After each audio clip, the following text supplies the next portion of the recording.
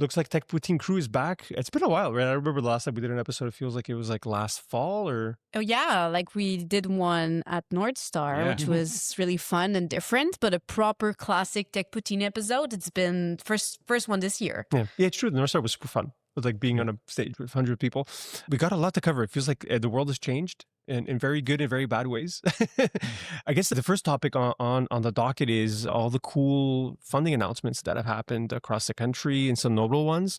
Maybe the first shout out would be friend of the pod, Andrew from Stay22, raised 122 million, led by Summit Partners. Really cool. What did you guys think of that when it came out last week?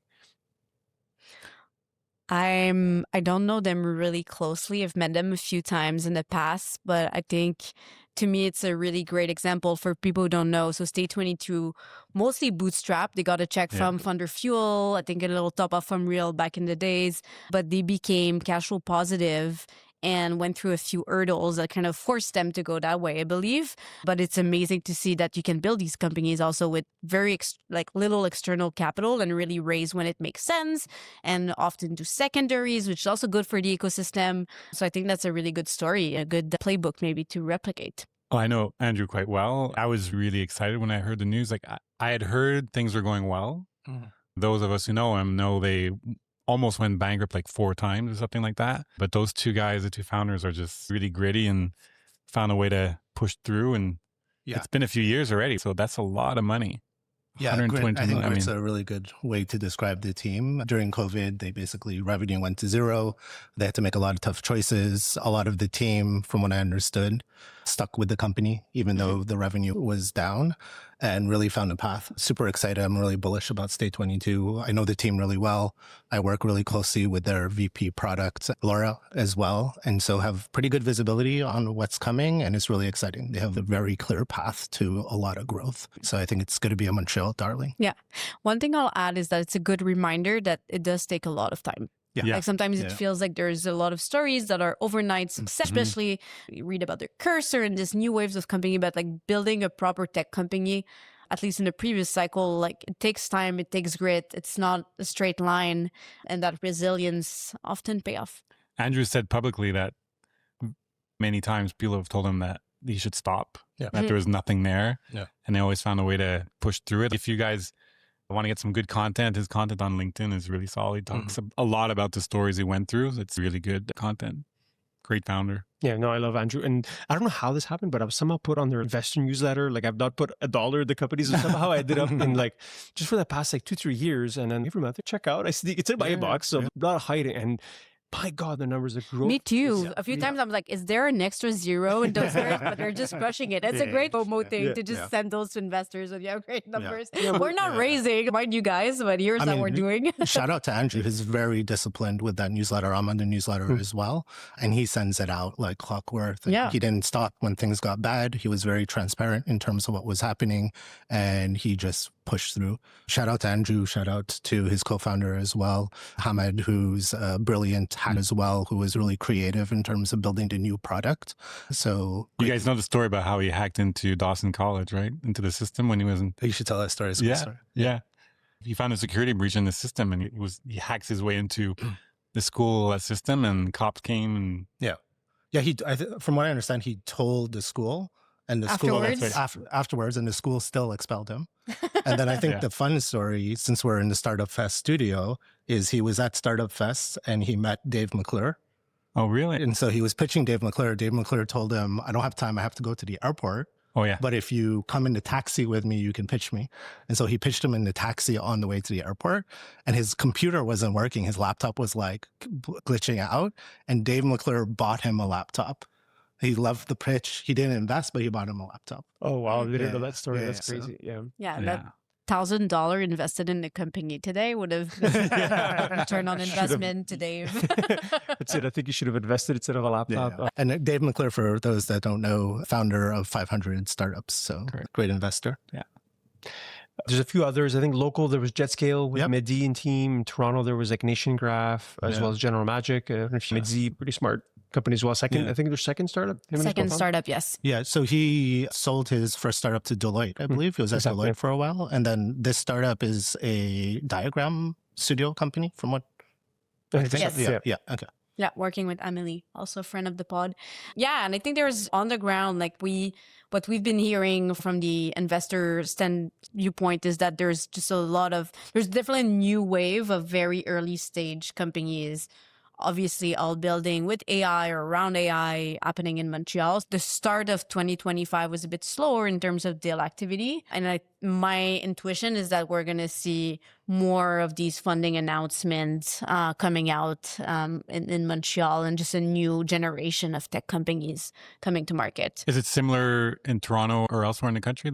Are you seeing that as well? I think so. Obviously, we're like at a start of a cycle. So you would expect a kind of, again, like new stories, new business models, new take on building tech companies coming up. I think Montreal, like if you look at the data, it's just not me saying that, like the number of early stage VC deals being closed over the past 2-3 years were behind versus usual. Yeah. So I think we're catching up to that. Like we're really excited about the market here locally. Toronto's been more stable.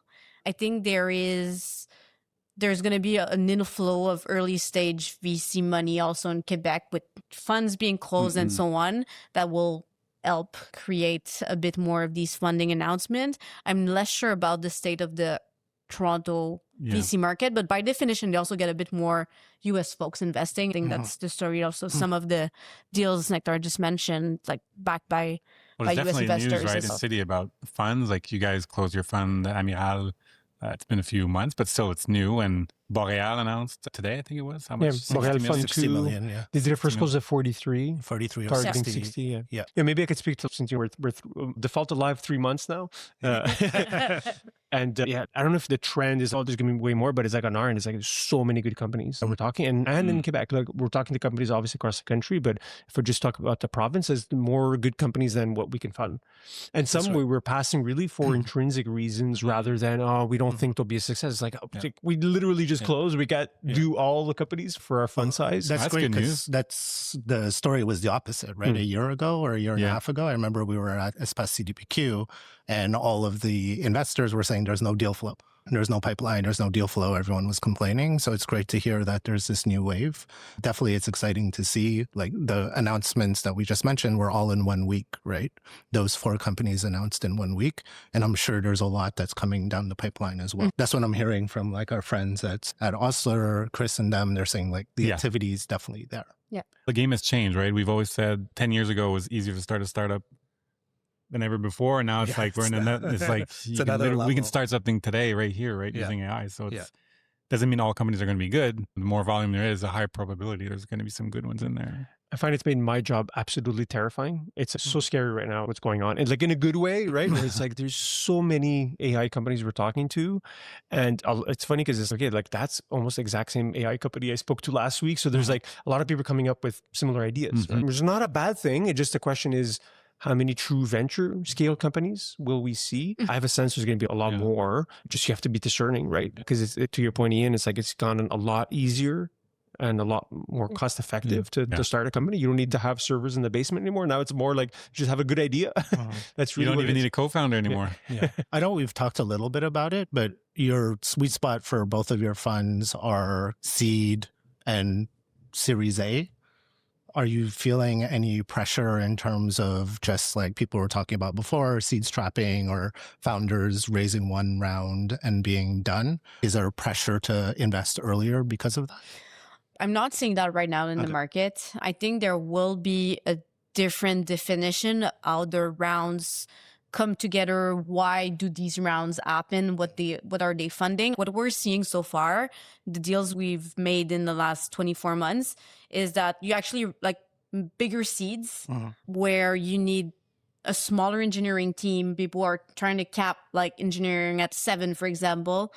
Go to market is where AI is still not excellent, and getting a good salesperson, good CRO material like will cost you. So I think that stage, I don't see it. It's just like by definition, if you think about how usually AI should help you scale without the cost, it's more the growth rounds that I question if they will be there. There will always be growth capital, because when you find your like rocket ship, like even if it's an AI company, but you grow as fast as like Cursor grew, for example, still like you'll need to hire so fast. You're still investing ahead of the revenue. So I think there will always be some room for VC, but definitely not under the same playbook as we saw in the past. And did you that guys is exciting and scary. shift your thesis a little bit in terms of where you'll invest? Was that part of the dynamics in terms of how the world was changing with AI? No, not really. No, like we're always like focused on like post-revenue companies. Like it's still early stage, right? Yeah. I think the actual opposite is happening right now in terms of a capital. Everyone's like, oh, seed trapping. I think seed trapping becomes, at least for founders that are trying to hit like a big home run, becomes more like the default alive. We didn't figure it out. Doesn't mean you go bankrupt anymore. You can still build a good, sustainable business. I think there's more pressure now because of it, particularly I think in this year, I have to go super fast. I need to raise a shit ton of money. Yeah. So it's, if anything, we're seeing in our portfolio companies are like, okay, we need to think about a big 8-9 figure round sooner than later. It's all happening now, right? Like there's a land grab in our sector, and like we're not too sure how long this window of opportunity is going to be. Yeah, I definitely feel that pressure. It's interesting. We went from a world where everybody was go big at all costs. Yeah. And I feel like we had a pendulum swing all the way back to everyone, or a lot of founders were in the mentality of bootstrapping and getting to profitability and having optionality. But now I feel like we're swinging back because of that pressure. Away from profitability, you think? I think away from profitability. I think people really feel like they need to move fast because opportunities are going to close quickly if you don't move fast. I don't really like that word, so it's profitability. It's a good thing. Yeah. You're going to forget that word that you just learned, right? I think to Eleonore's point, it's like you're seeing all the big mega funds in the US, right? We were talking about it before recording, and it's so when all the big funds in the US were like, it's pandemic, we don't know when we're going to get money to fund you again, profitability, right? That is out the window, right? Like all these big mega funds right now, like it's the land grab opportunity. So you should go and get it, right? Hire people, go to market, right? Like it's yes, things have changed, but it's all, GI is not here yet. So it's amazing how fast the cycles are changing. Yeah. And I think like right now, this is the biggest tech cycle we have seen so far. Maybe the next one will be even bigger. That's how the world tends to work. And it's moving much faster. So that's super exciting, super scary as well. Like you need, as a founder in a VC, like an extra level of discomfort, like accepting discomfort because things are moving, and like what you build, you might need to like scratch that and start again with new technology coming out and so on. But I think to your point in terms of do you need VC money and so on, it really depends what kind of company you're building, and are you really building something that's different? Because there is a ton of opportunity to do like more smaller, like Me Too companies right now where you shouldn't raise that much money, because the reality is, again, yes, maybe it's a good idea. You can do it for cheap, but there's going to be a ton of competition, and probably like the path to exit isn't that exciting for that company. So even for yourself as a founder, you probably shouldn't put a big capital stack on top of you in these companies. So I think discerning what is a real like VC play, ambitious home run potential versus what is a cool tech company but shouldn't be venture back right now is super important. Can we talk about that in the context of SaaS being dead? Yeah, we've been, I think every investor and every SaaS company has been hopefully thinking a little bit about what we're seeing in the market. The public market started repricing software companies. And the way we think about it, it's SaaS as a business model isn't dead, because people still sell software on subscription and so on and so forth. You're still like able to host your software, selling through the cloud. That is not going away. A lot of the AI companies still charge this way. But what we're seeing is because it's so easy to build software now, the value, the multiple applied to software revenue went from shrinking. 10x to, in some instances, 30, 40x to like 1 to 3x. And that is scary depending on what value do you currently attribute to your company and what's your plan to exit and what's your edge in that market. From the VC point of view, we're seeing just like how to build a SaaS company, when to raise, what kind of metrics, what multiples of valuation you will get on those metrics. That playbook was really well defined. It was almost like for SaaS, you mean, right? Exactly. Not even VC anymore, because it was if everyone plays the same playbook, then you're non-contrarian, then you're not really a VC investor in my view. And for the founders, it was like, okay, let's do this, blah, blah, blah. Like that world is over. It's not coming back. I don't think it's a like small market correction. I think the public markets may be overreacted. Yeah, we've seen them all. Yeah, exactly. Drop. But there's a big shift there. And I don't think we'll get back to software multiples that we've seen in the past. And no business model at all, you believe?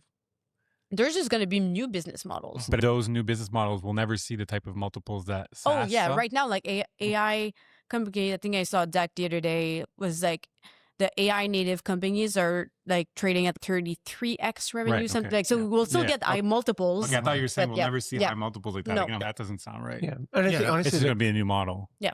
Like the whole SaaS thing, it's like we're talking about like a business model, right? And even AI, it's okay. Can we stop talking about AI? It's software, right? Like when there's just this new way of building software that's probabilistic and not deterministic, right? And I think that's the biggest difference with these legacy SaaS companies. It's funny to use the word legacy for 10-year-old companies, but yeah, they're being challenged. But the market is painting everything with the same brush right now, right? So the way I like to think about it, it's okay. Is it like just a simple workflow company? Yeah. If it's just how you have to learn how to use a software and that becomes the moat, I'm like, just because you know how to prompt and ask, like natural language is going to be way better than do you have an employee that's good in X in capital IQ, let's say, or whatever vertical software. The other question is if the data is available on open web. That's the other big one, right? In terms of like legacy SaaS. And then the thing I've been thinking more about lately is I need these bigger platforms like Salesforce is not going to go away. Yes, you're going to see their multiple contract. Yeah. But the big question is that eventually, if the CIO of a big enterprise company, can you just simply give a talented developer, hey, go take 3 weeks and build this for us, right? Yeah. So the big buy versus build question, right? Yeah, I'm less concerned for the enterprise SaaS companies than I am for more of the SMB or early stage companies, just because there's so much complexity. You can't build versus buy in those cases. But for early stage startups where you don't have that complexity or you don't have the legacy of all your data being locked in, like for us, we're constantly asking ourselves, can we rebuild this tool versus paying the monthly subscription? It's a lot easier to do when you're early stage and you don't need all of the kind of enterprise features. And so I think that's why you've seen like Monday.com and Asana really get hit hardest versus some of the other ones that are more enterprise, like Salesforce, for example. Yeah. I think overall it's also because the AI native companies that are starting now, they're growing and exceeding a market, like a company size that is unseen so far. So like they're redefining what is good.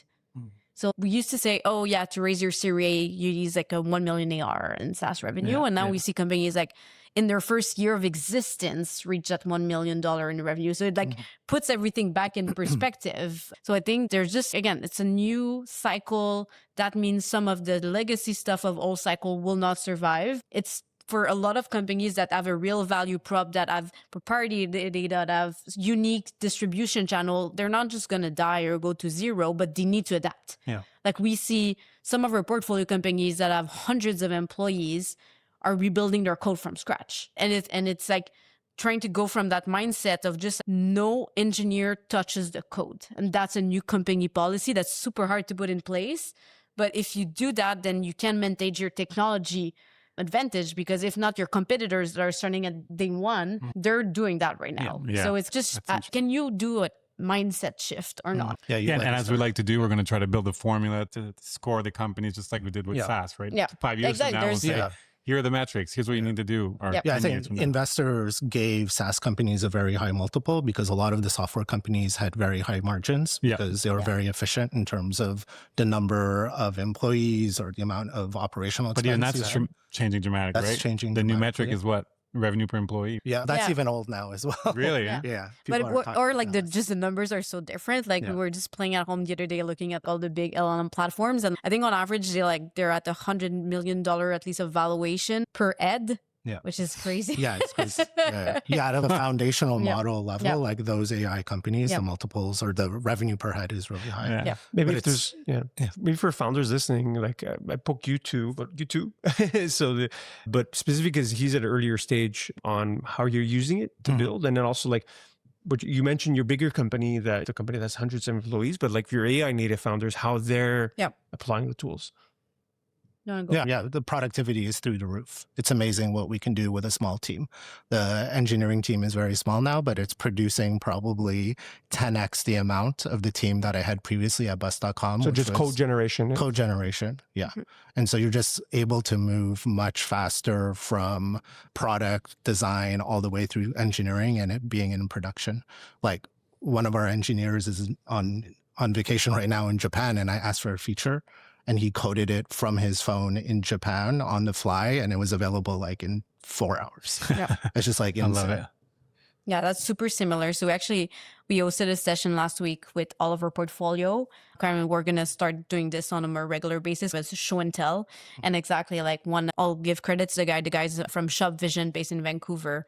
They're a great e-com expert, like third company, I think, and first time building in that AI native mindset. And it's very similar. So for all like much smaller engineering team, no product person unless it's like a strategic head of product that really sets the vision. But engineers have power to do the full stack. But obviously you need very experienced folks or people who are comfortable in that role.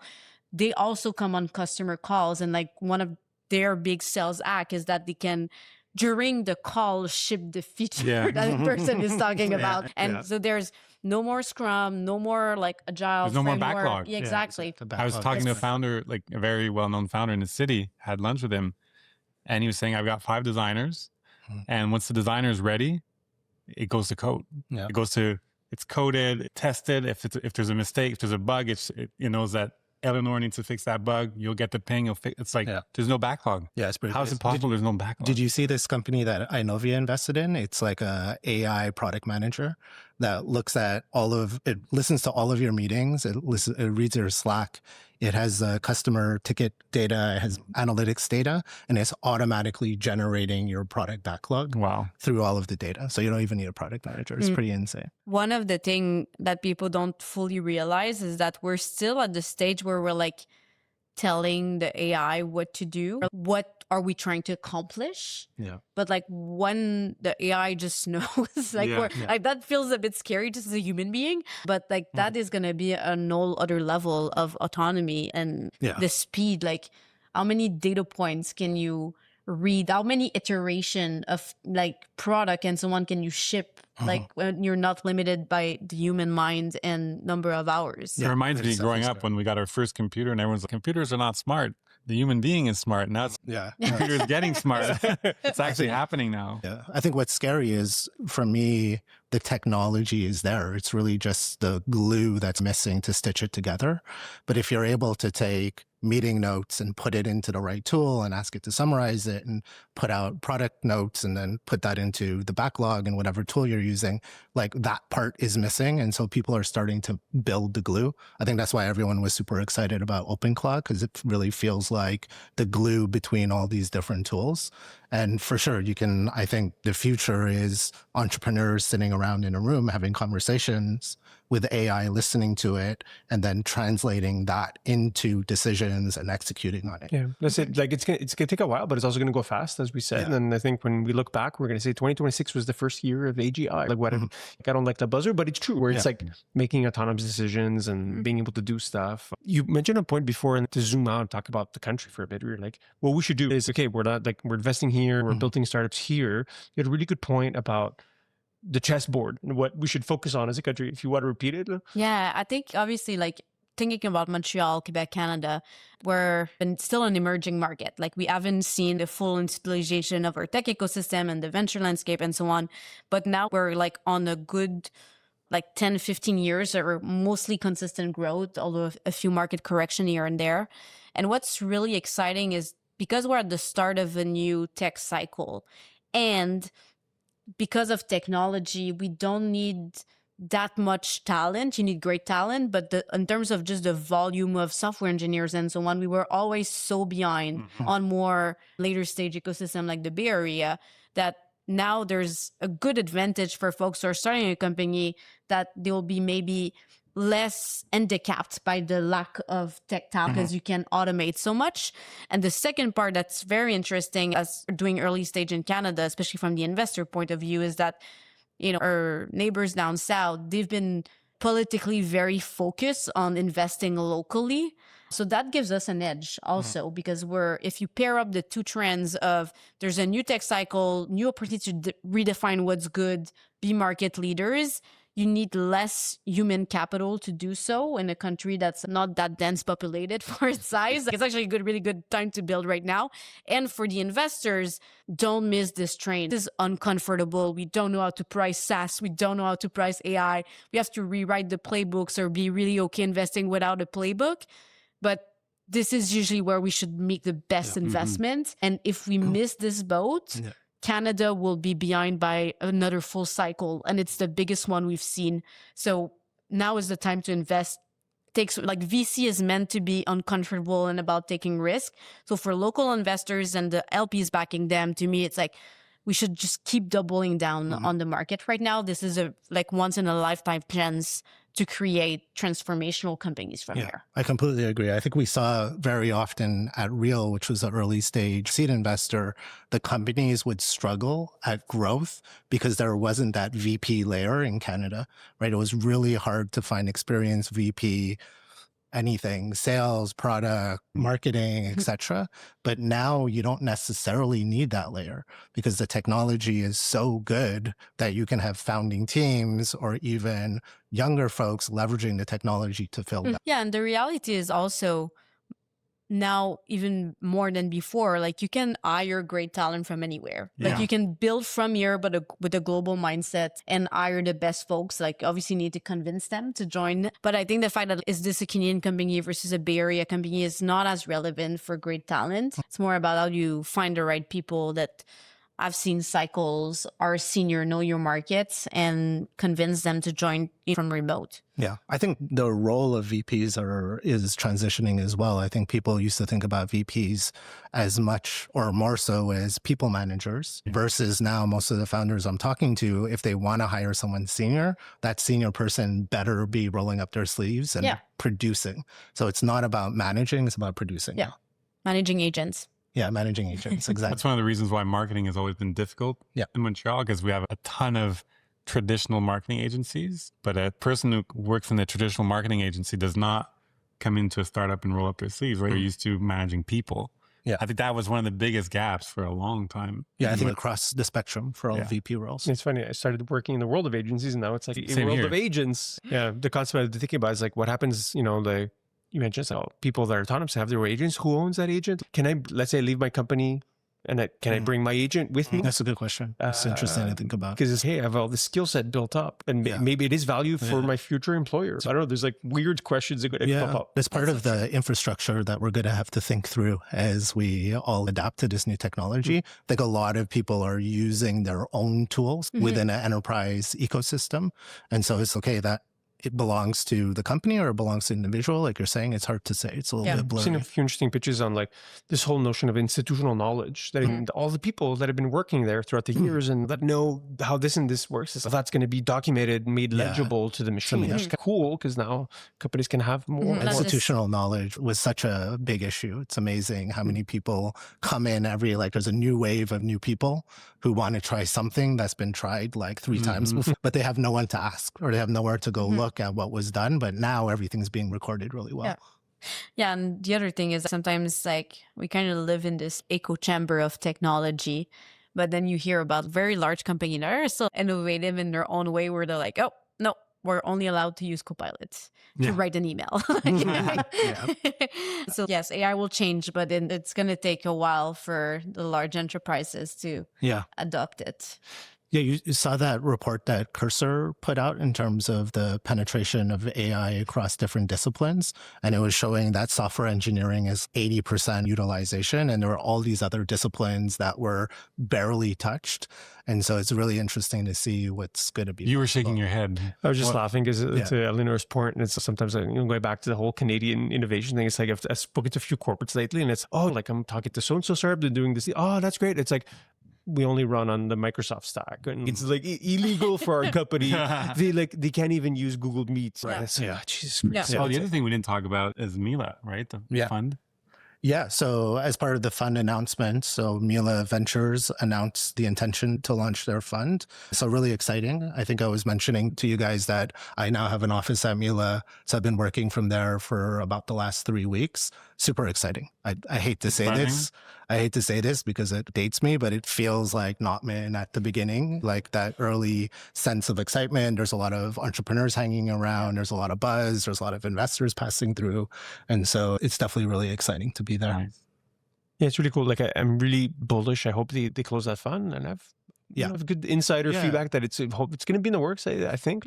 Yeah, I think like overall we've like always in Canada across Toronto and Moncton and Montreal had really great AI research centers, and now the mindset of like we should commercialize and capture value has really shifted recently. I think this is one of the reasons why the Mila Ventures team came together, which is good. Like and I hope it happens fast, like that general mindset shift, because obviously we want our great research and technology. Yeah, I have yeah.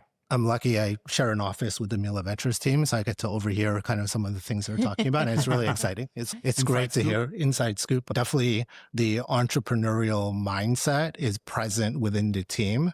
There's a lot of folks that are on the team that have built companies and scaled funds, etc. And so it's exciting. I think they have the right people around the table to do something special. I definitely am a little bit biased, but I think Mila is one of the country, the provinces, the city's most valuable assets. So I really hope that they really take advantage of that. Yeah. And I went to the demo day and like super cool startups. And I think one of them called Carbon Forge, I think closed their round, if I'm not mistaken. So there's been a few that have already at the demo day closed their round, going and running. It's like to Mila's get your fund up and going. You're already missing some of your startups. But yeah, there's definitely some good energy out of Mila. I don't know if you saw the post. One of the entrepreneurs that's part of Carbon Forge was one of the first founders in Thunderfuel, Laurent. Laurent? Yeah, Laurent. And he's part of the first cohort of the Mila Ventures team. Yeah, so it's pretty exciting. What's the name of his new company? Carbon Forge. Oh, that's the one. Okay. That's to the point. I don't want to get to politics too much, but it's like we need this. Like we're a country. Like you believe in our values, and like we don't bomb other people. We need to have this here and have our own sovereignty. That whole idea, I think, it sticks, at least for me. Yeah, I definitely agree. It feels like there's a moment for us to step up. What I'm concerned about is what you were alluding to. Is as a country, we tend to be conservative, and in a world that's moving so fast, being conservative is not the right kind of way to operate. And you can't stick with old playbooks. You can't stick with the same pace of just adapting to what's happening in the world. So I think we're going to have to find a way to change our perspective around it. I think we should move fast and fund things. So yeah, and I think as just general, like the tech industry, we're there to set that pace a little bit and just lead by example. I think it's a pretty good place to wrap up, guys. Thank you so much. I think we should be doing this more regularly. It's a cool new office. So maybe shout out to Phil for Startup Fest. Thank you so much for hosting us. Yeah, it's a great space. Yeah, great. Thanks, guys. Thanks.